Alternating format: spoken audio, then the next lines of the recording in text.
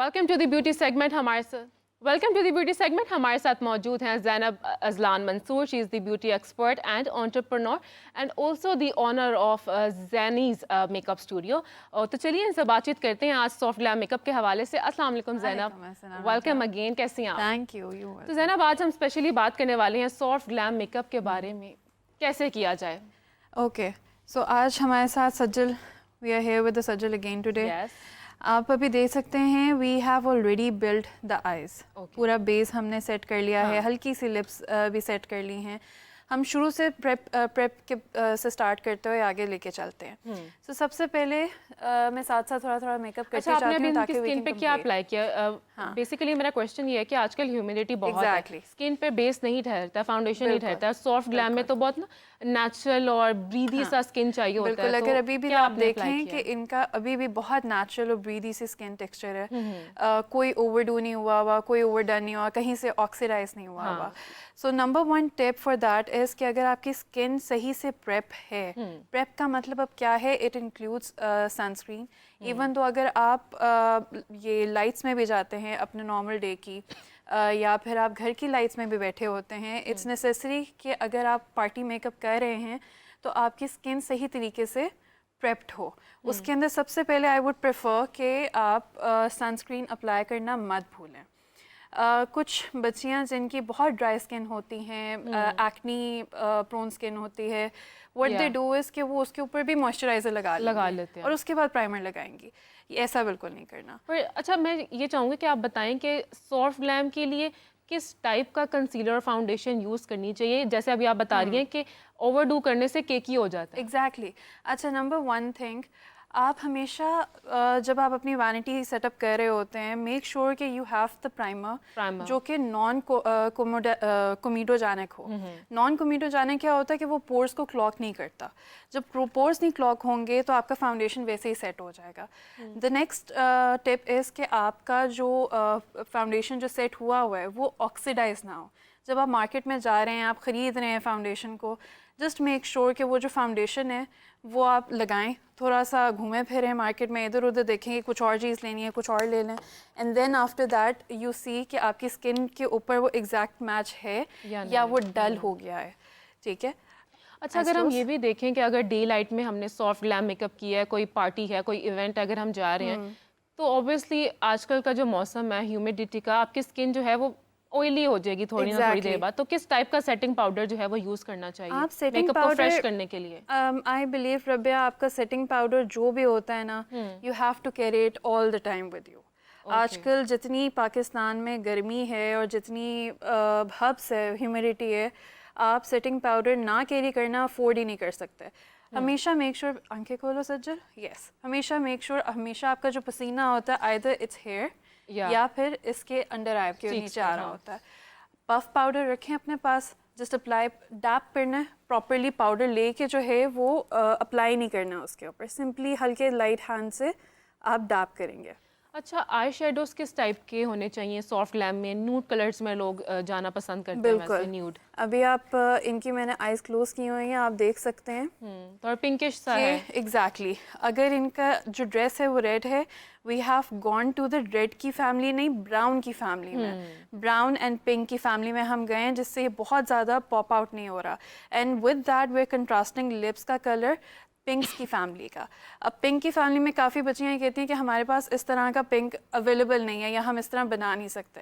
The trick is कि आप कोई सा भी डार्क पिंक सा शेड जो है वो लें एंड अपना कंसीलर या फाउंडेशन साथ में रखें एंड उसको मिक्स करते जाएं, वो लाइट से लाइट होता जाएगा। अच्छा, कलर कॉम्बिनेशंस ज़ैनब कैसे होने चाहिए? जैसे कि अभी आपने बताया कि शी इज़ वेयरिंग रेड, तो आप ब्राउन फैमिली में एग्जैक्टली। अब किसी ने अगर ब्लैक पहना है तो उसके अकॉर्डिंगली वो फिर कैसे अपना आई शेडो जो है वो चूज़ करें? देखो, सॉफ्ट ग्लैम है, सॉफ्ट ग्लैम का मेजरली मतलब ये होता है कि कोई गॉडी लुक नहीं आ रही, कोई ग्लिटर्स नहीं आ रहे आपके आईज के ऊपर, कोई ब्राइडल मेकअप टाइप चीज़ नहीं हो रही, जो आप हो उसी को फीचर्स को इन्हांस करके you are good to go.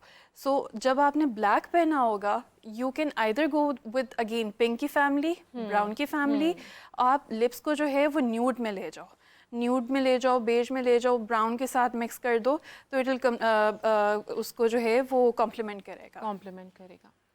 अच्छा, ब्लश का और हाइलाइटर का कितना रोल होता है सॉफ्ट ग्लैम में? बहुत ज़्यादा रोल होता है। सॉफ्ट ग्लैम का मतलब ही ये होता है कि आप ग्लैम्ड अप हो बट सॉफ्टली हो। तो वो सॉफ्टली कब होगे? जब आप ग्लो कर रहे होगे। वो लड़कियां जिनको लाउडली ग्लैम अप होना होता है वो क्या करें फिर? वो आपका फुल ग्लैम में चला जाता है। चलिए फुल ग्लैम पे भी हम करेंगे किसी दिन, लेकिन आज का जो है हम सॉफ्ट ग्लैम पे। अच्छा, लाइनर आप किस टाइप का लगा रही हैं? मैं मार्कर लाइनर नॉर्मल लगा रही हूँ। मैं इसलिए मार्कर लाइनर लगा रही हूँ बिकॉज मोस्टली बच्चियों को जेल लाइनर नहीं लगाना आता।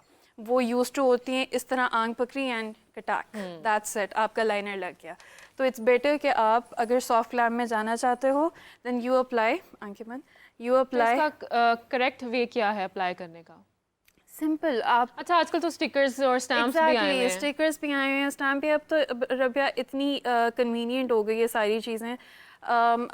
yesterday I got कैट आई का जो मार्कर होता है, आप सिंपली स्टैम्प करोगे एंड यहाँ से पकड़ के आपने बाकी लाइन जो है। अच्छा, मुझसे भी ना कभी कभार दोनों साइड्स पर इक्वल नहीं लगता है, तो मैं क्या करती हूँ, अगर एक खराब हो गया तो फिर मैं दोनों को ना स्मज कर देती हूँ। बिल्कुल ऐसे, तो वो फिर स्मोकी लुक भी हो जाती है और लाइनर का लाइनर भी हो जाता है। बिल्कुल ऐसा ही है। जैसा कि मैंने कल के सेशन में भी कहा था, अगर नहीं आता देन टेक मार्कर, जो पेंसिल मार्कर होती है, आप उसको लो, आप स्मच कर दो एंड दैट्स गुड टू गो।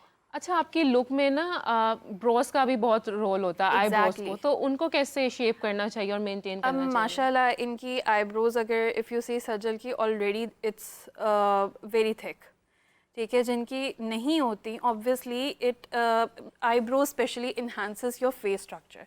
अगर आपने सारा मेकअप बहुत अच्छा किया होगा, आईब्रोज आपकी नहीं सही बनी होंगी, तो आप बहुत फेस ही बहुत डल लगना शुरू हो जाता है। अच्छा, सजल की तो नेचुरली थोड़ी सी थिक हैं और डार्क हैं, लेकिन लोग जो होते हैं ना बहुत ज़्यादा ब्लैक पेंसिल से इतना डार्क कर लेते हैं कि वो इतना प्रोमिनेंट होता है, तो कलर कौन सा यूज़ करना चाहिए? देखो, किसी की भी अभी तक आई डोंट बिलीव, एशिया से आप बाहर चलो, एशियन से बाहर तो होता ही होता, लाइट्स में चले जाते हैं, लाइट्स ब्राउन में चले जाते हैं। इवन तो इसकी भी अगर देखो, it's dark brown, it's not black.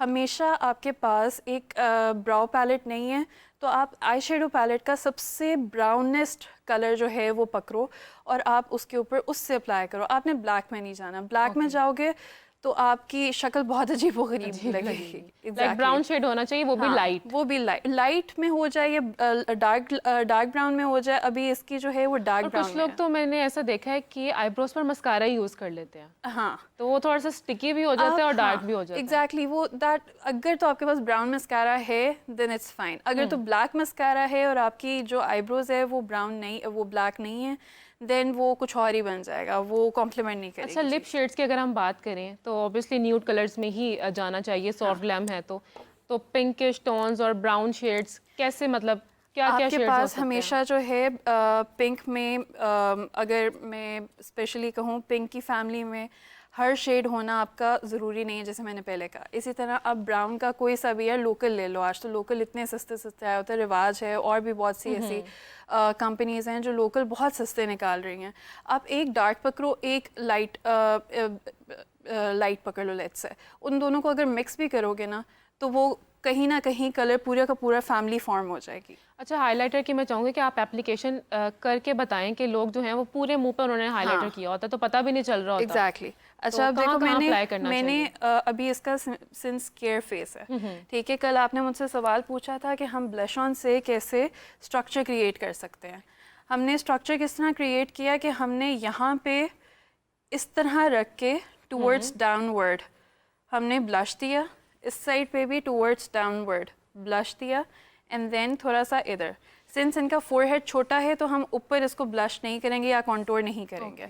Okay. जहाँ तक लोग जो होते हैं ना इतना ज़्यादा कंट्रोल कर लेते हैं, लेकिन जब स्वेटिंग होती है तो वो सारा मेकअप भी बह जाता है। हाँ, एग्जैक्टली। तो कैसे गाइड करेंगे? पूरा फेस आपका, मतलब सारा मेकअप ही खराब हो जाता है। आपको नहीं करना चाहिए। सबसे पहली बात, you should be self aware of your face structure. अगर आपको features, exactly, features, face structure properly अगर आपको नहीं पता तो आप कभी भी अपने फेस को, जब भी आप लेट्स से किसी भी मेकअप आर्टिस्ट के पास जाते हो, आप कभी भी सही तरीके से उसको नहीं गाइड कर सकते कि मुझ पे क्या चीज़ सूट करती है। और फिर जब आप करवा के आते हो देन यू कंप्लेन कि यार ये नहीं सही हुआ। वाई? बिकॉज आपको पता ही नहीं है कि आपका फेस स्ट्रक्चर किस तरह का है। तो इससे अवेयर होना और वेल इन्फॉर्म्ड होना बहुत ज़रूरी है। एंडिंग मैंने ये प्रोसीजर, आई गेस, है ना? Yes, it's done. Yes, it's done. बहुत अच्छी लुक आ रही है।